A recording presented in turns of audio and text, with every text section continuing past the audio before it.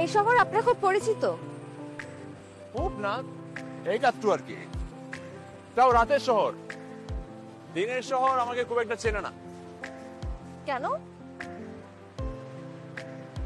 ধরেন এই শহরে 3 কোটি মানুষের বসবাস, তার মধ্যে 2,50,00,000 থেকে 2,80,00,000 মানুষ রাতের বেলা এই ইট পাথরের কংক্রিটের ভেতরে নিজেদেরকে বন্দি করে রাখে। অল্প কিছু সংখ্যক মানুষ যারা নিজেদেরকে বন্দি করে রাখে না, তার মধ্যে গুটি কয়েক মানুষ আমাকে চেনে।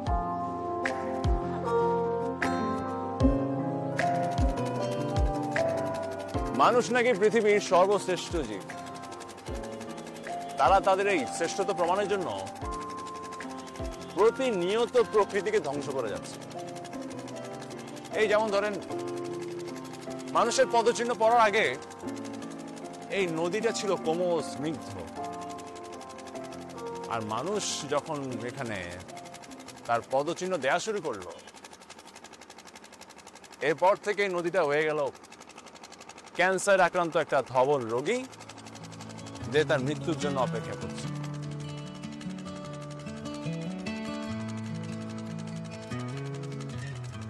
আচ্ছা, আপনি কি এখানে প্রায় আসেন?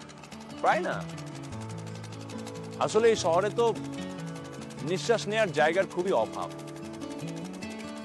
মাঝে মাঝে যখন নিঃশ্বাস নিতে ইচ্ছা হয়, তখন এই জায়গায় চলে আসে।